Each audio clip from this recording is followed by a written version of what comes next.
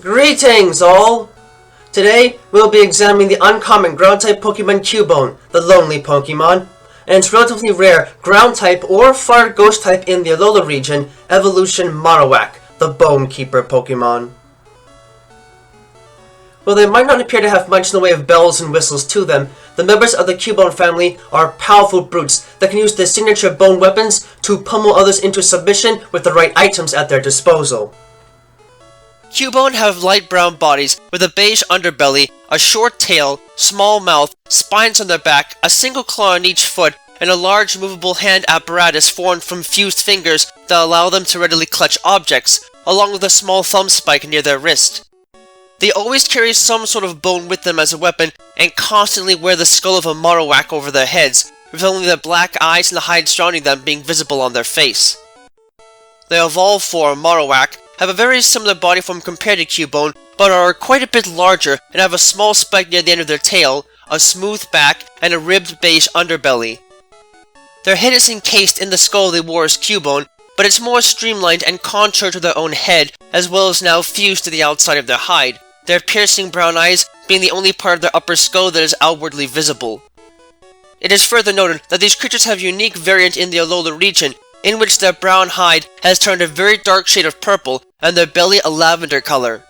They have a scorch-like purple mark on their head, and a pattern of grey bone-like markings on their back, and the bone they carry with them is a light in green spectral fire at both ends. Although the exact cause is still under investigation, the Cubone family is an unfortunate case in terms of child rearing for two main reasons. First, male Marowak always leave after mating with a female and never return to mate with the same female again. This is likely done as a way of limiting emotional contact with the mate, as the second reason is that female Marowak usually only have one child at a time and will die in the act of childbirth at a much higher rate than one might otherwise expect. The fact that Cubone are not exactly born with much physical strength or natural combat ability means that the survival of any single individual is extremely unlikely under normal circumstances. Interestingly, Cubones seem to develop an intense emotional reaction shortly after birth if their mother has died, and will often linger around the body for several days without eating, hoping that the parent, or at least another creature, will come and help them. Most Cubone die within the first few days as a result of this habit, but the few that do manage to survive are made better off by the rapid decay of their parent's body, which seems to be due to an assortment of powerful bacteria held in the stomach that quickly eat away at dying tissue when not regulated. As a sort of homage to their deceased mother, Cubone take the inner skull of their parent and wear it on their head for protection, and additionally take a leg bone as a memento. This skull proves to be particularly useful in the survival of the species, as it provides them with astonishing defensive strength completely unseen among similar creatures. This advantage is so great that, even if their mother does survive childbirth, young Cubone are nonetheless given a skull helmet to protect their heads for the sheer purpose of practicality. Likewise, while it is believed that Marowak were originally fairly weak and timid creatures that had little hope of surviving against predators, as soon as Cubone began to carry around their mother's bones or the bones of deceased relatives, Marowak started to acquire a violent temperament, and things changed dramatically for the species. The constant emotional strain on the species as a whole has rendered both their mind and spirit virtually unbreakable once they can move past their grief, granting Marowak a brave and tempered will rarely seen outside of fighting or psychic types. Added on to this, particularly dense bones, known as thick clubs, can also severely amplify the overall physical damage capabilities of the family's members, doubling their attack stat when held, and in turn allowing them to deal incredible damage against any opponent in battle. When it comes to their overall combat abilities, these creatures are able to use the unique mineral content in their skull helmets to attract electrical currents or otherwise protect them in using reckless attacks, granting them access to Lightning Rod and Rock Head as base abilities, while those with extremely thick skull helmets can be rendered effectively immune to critical hits, granting them battle armor as a hidden ability. In terms of stats, it can be seen that standard Marowak are not the most powerful of fighters and can't actually hit that hard or move around quickly, so most of the base stats are below average for a fully evolved ground-type Pokemon. The exceptions to this are their base defense and special defense stats, which are above average for a fully evolved ground-type Pokemon, at least giving them some way to stay conscious in battle for a decent amount of time. The beginning of life for Cubone and everything already discussed takes a tremendous emotional toll on these young creatures and generally dooms them to a life of complete and utter solitude in the wild. Although they do not fault their mothers completely for their abandonment, Cubone become naturally antagonistic towards members of their own family and all other Pokemon in general as a form of rebuttal against their isolation. To them, being born in isolation means that they should remain that way. This limits the species in terms of social skills and makes Cubone generally hard to properly train, but it pales in comparison to the amount of emotional trauma that also must be dealt with. The slightest thought or mentioning of their deceased parent can send Cubone into a weeping frenzy, causing them to release awful cries that echo hollowly throughout their skull they wear and come out as mournful screeches. Even something as tranquil as a full moon can trigger such a reaction, as the moon itself possesses a vague outline of a Marowak within its cratered landscape. In particularly bad cases, these sorts of fits can even occur when the parent isn't involved at all, but where there is some sense of loss or abandonment, such as when a Cubone gets lost in unfamiliar territory or loses a battle, or even if they have a bad dream. Though, in the latter case, this can help to strengthen their resolve to survive and make them more resilient with every tear shed. All of this sadly makes Cubone a huge target in places like the Alola region, where Pokemon like Mandibuzz are drawn to the sound of their weeping and enjoy snacking on them in their distressed state. Trainers that wish to train Cubone must learn to be extremely careful about how they treat their Pokemon as a result, not just to avoid the triggering of a crying fit in an otherwise inappropriate place, such as a restaurant or in the middle of a battle, but also for the sake of their future, as it is believed that Cubone will not evolve into Marowak until they have gotten over the psychological trauma and have come to terms with the death of their mother. In evolving, the skull that Marowak once wore as Cubone ends up becoming a permanent reminder of the hardships they have faced because it directly fuses onto the underlying skin and bone structure upon evolution, effectively granting Marowak two separate skulls. This enhances their defensive strength tremendously and allows them to take blows in battle that would otherwise kill them without even flinching, making them a fierce force to be reckoned with despite their small size. Furthermore, mastering the use of bones as a weapon at a young age beyond the simple signature Bone Club attack has made Marowak extremely dangerous in battle, as they quickly learn to not only skillfully use their weapons as more than simple bludgeoning tools, but even learn how to choose the right bones for combat in terms of both size and density, something that comes in handy when trying to attack Mandibuzz, avenging the potentially untimely death of their mother caused by their mortal enemy in places like the Alola region.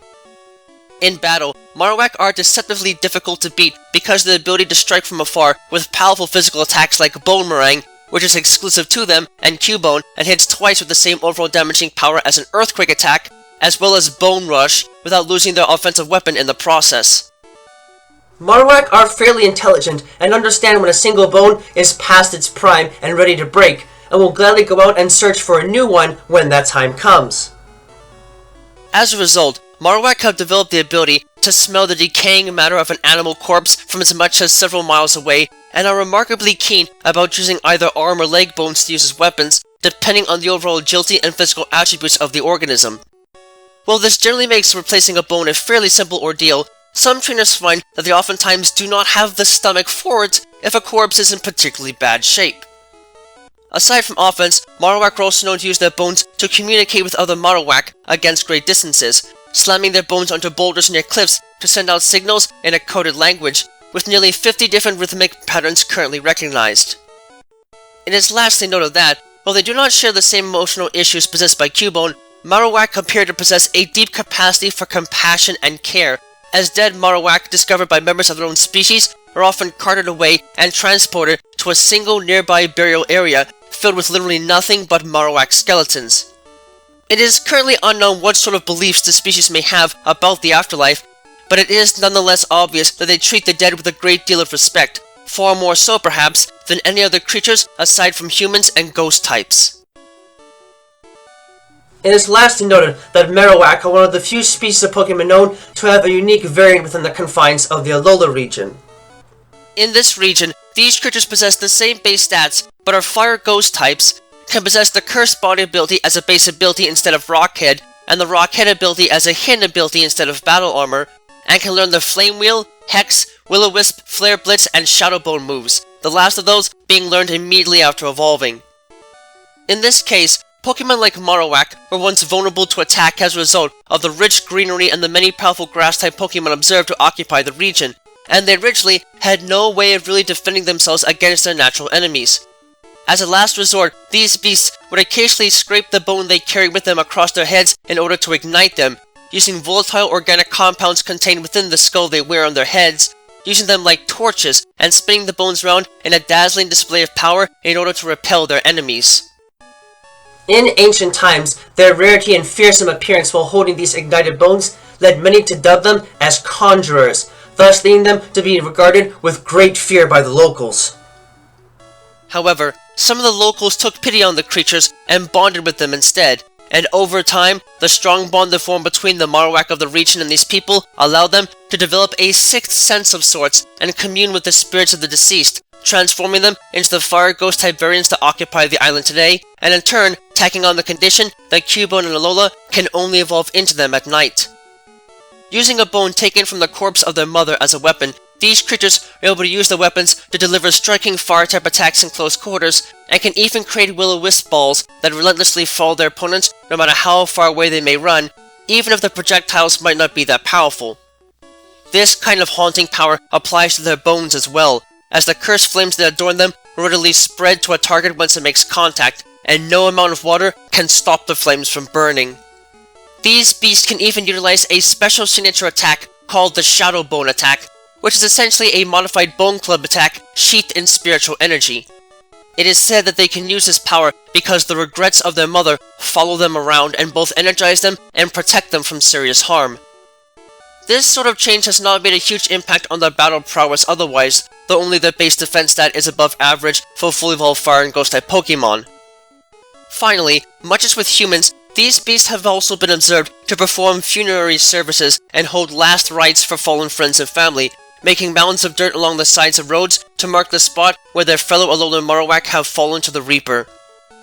While they might be a sudden change from the Cubone that occupy the island, Alolan Marowak are still fierce fighters and can definitely put their unique set of moves to great use in battle, showing that even in death, the spirits of their friends and family are on their side and ready to lend their support whenever possible.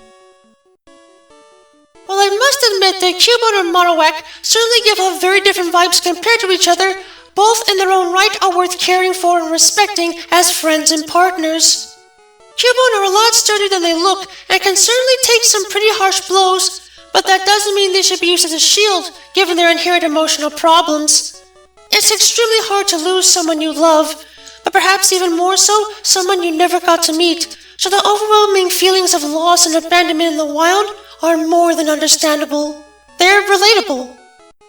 Thankfully, when they do finally evolve, they can either put those feelings behind them to focus on being the very best they can be, or, in the case of Alolan Marowak, use those emotions to fuel their attacks and wreak havoc on any opponent that dares to challenge them. Either way, they are more than powerful and deserve all the credit they can get, and with potent attacks like Boomerang and even a thick club on their side, it's little wonder that they can still make a heck of an impact if they can survive the first strike they receive in battle. Though they might not look to measure up to the sheer power possessed by other Pokemon of their type, the members of the Cubone family nonetheless have the potential to more than crack a few skulls if given the opportunity and the means to do so. This means that you might have to search long and hard for a thick club to maximize their potential, but the sheer power it can grant them more than makes the ordeal worth it in the end. Just do yourself a favor and make sure that you keep yourself protected against their attacks if you manage to enrage one. You might be able to dodge most of their attacks if you keep your distance, but one long-range Boomerang or Bone Rush attack is all that may be needed to knock you around easily, and likely send you to the hospital if your head ends up becoming their target. Thank you all for watching this video. It is always a pleasure to help teach others about the world of Pokemon and the many facets of it that exist in both the world we call home and the world they call home. If you'd like, please leave a comment and subscribe and ring the bell to this channel to get regular updates on content and anything else that might be going on. You can find me and my written work on DeviantArt under the name Untitled, and be informed of information and content uploads on my Twitter page and my Patreon page. Donations are always welcome. Always remember, the world of Pokemon is a vast and varied place, and there's no telling what secrets might be hiding just around the corner. So keep watch, stay vigilant, and always prepare for the unexpected. Until next time, have a wonderful rest of the day.